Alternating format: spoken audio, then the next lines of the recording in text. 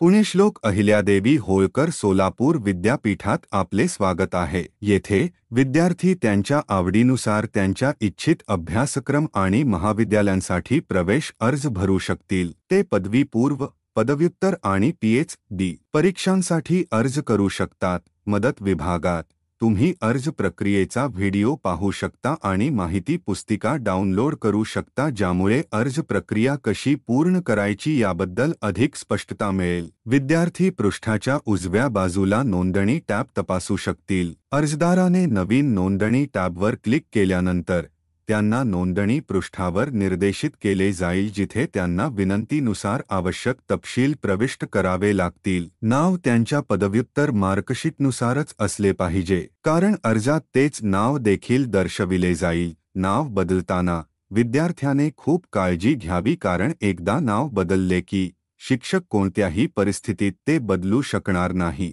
कृपया सक्रिय mobile number आणि ईमेल पत्ता प्रविष्ट करा, कारण शाळेतील सर्व संदेश या ईमेल पत्त्यावर पाठवले जातील। त्यानंतर विद्यार्थ्याला ड्रॉपडाऊनमधून प्रवेशाचा प्रकार निवडावा लागेल। प्रवेशाचा प्रकार पीएचडी असेल। कृपया लक्षात ठेवा की एकदा प्रवेशाचा प्रकार निवडल्यानंतर तो कोणत्याही परिस्थितीत बदलणार नाही। एकदा विद्यार्थ्याने प्रवेशाचा प्रकार निवडल्यानंतर विद्यार्थ्याला अर्ज फॉर्म भरून नोंदणीवर क्लिक करण्यास सांगितले जाईल। विद्यार्थ्याला विद्यार्थ्याचे विद्यार्थी ओळखपत्र डिफॉल्ट पासवर्डसह प्रदान केले जाईल।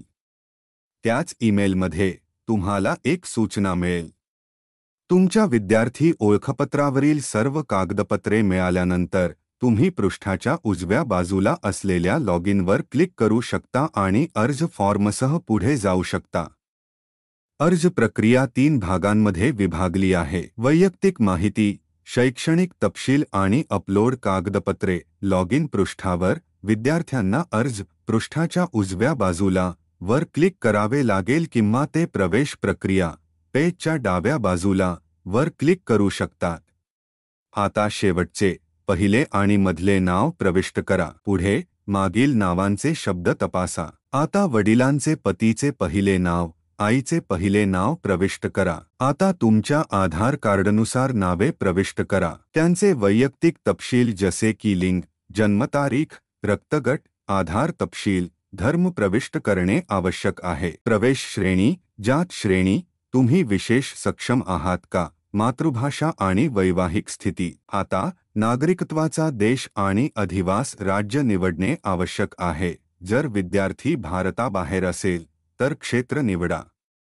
योग्य पिन कोड आणि पत्ता प्रविष्ट करून सुरुवात करा। पिन कोड प्रविष्ट केल्यानंतर सिस्टमला शहर आणि राज्य आपोआप मिळेल। त्याचप्रमाणे स्थान, क्षेत्र, जिल्हा आणि तालुका प्रविष्ट करा। जर कायमचा पत्ता पत्रव्यवहाराच्या पत्त्यासारखा असेल तर हो वर क्लिक करा। पुढे जा। आता विद्यार्थ्याने त्यांचे संपर्क तपशील प्रविष्ट करणे आवश्यक आहे। त्यांच्या मोबाईल नंबर आणि ईमेल आयडी पासून सुरुवात करून तुम्ही उल्लेख केलेला नंबर व्हॉट्सॲप नंबरसारखा असू शकतो। हो वर क्लिक करा। आता तुमच्या पालकाचे नाव आणि इतर कुटुंब तपशील प्रविष्ट करा। पालकाचा व्यवसाय आणि वार्षिक उत्पन्न आणि अर्जदाराशी पालकाचे नाते प्रविष्ट करा। त्यानंतर विद्यार्थ्याने त्यांचा एबीसी आयडी म्हणजेच शैक्षणिक बंक ऑफ क्रेडिट प्रविष्ट करणे आवश्यक आहे। जर विद्यार्थ्याकडे एबीसी आयडी नसेल तर ते खाली दिलेल्या लिंकवर क्लिक करू शकतात। कर्जदार नॉन क्रीमी लेयर अंतर्गत असू शकतो किंवा नसू शकतो। अर्जदाराने नोकरीचा दर्जा मिळवला असेल किंवा नसेल। अर्जदार महिला आरक्षण श्रेणीत असू शकतो किंवा नसू शकतो। अर्जदाराला सेटसाठी उपस्थित राहायचे असेल तर त्यांना हो किंवा नाही निवडावे लागेल। तुम्ही डीएसटी इन्स्पायर फेलोशिप मिळवली आहे का? जर हो असेल तर हो पर्यायावर क्लिक करा। जर अर्जदाराने सोलापूर विद्यापीठातून पदवी पूर्ण केली असेल तर त्याला इनहाऊस निवडावे लागेल, अन्यथा त्याला इतर विद्यापीठ निवडावे लागेल आणि विद्यापीठाचे नाव नमूद करावे लागेल। तुमचे नाव मतदार यादीत असू शकते किंवा नसू शकते। कृपया सर्व तपशील भरा आणि पुढे जाण्यासाठी सेव्ह अँड नेक्स्ट वर क्लिक करा। आता शैक्षणिक तपशील कसे भरायचे ते समजून घ्या। ड्रॉपडाऊनमधून प्राध्यापकांचे नाव आणि विषयाचे नाव निवडून सुरुवात करा। आता पदवीधर तपशील अपडेट करा। पदवीचे नाव, विशेषज्ञता, महाविद्यालय, विद्यापीठ, निकालाची स्थिती, उत्तीर्ण होण्याचा महिना आणि वर्ष इत्यादी प्रविष्ट करा। येथे अर्जदाराने स्कोअरिंग पॅटर्न प्रविष्ट करणे आवश्यक आहे। जर त्यांना मिळालेले अंतिम गुण प्रविष्ट करायचे असतील तर एकूण गुणांपैकी आणि सिस्टम टक्केवारी स्वयंचलितपणे मोजेल। जर विद्यार्थ्यांनी ग्रेडिंग सिस्टम अंतर्गत त्यांचे पदवीधर उत्तीर्ण झाले असेल तर ते ग्रीन PDF वरून ग्रेड रूपांतरण पत्र पाहू शकतात आणि ते ग्रेड रेटिंग बदलू शकतात आणि ते ग्रेड आणि रेटिंग सारख्या आवश्यक फील्ड प्रविष्ट करू शकतात। आता विचारल्याप्रमाणे पदव्युत्तर तपशील भरा। पदव्युत्तर तपशील अपडेट करा। सर्व तपशील भरल्यानंतर पदवीचे नाव, स्पेशलायझेशन, कॉलेज, युनिव्हर्सिटी, निकालाची स्थिती, उत्तीर्ण होण्याचा महिना आणि वर्ष इत्यादी प्रविष्ट करा। पुन्हा तपासा, कृपया सेव्ह करा आणि पुढे जाण्यासाठी पुढील वर क्लिक करा।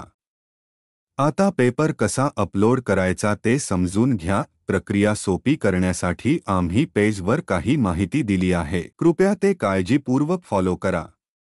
विद्यार्थ्याने त्यांचा किमान 6 महिने जुना पासपोर्ट आकाराचा फोटो अपलोड करणे आवश्यक आहे।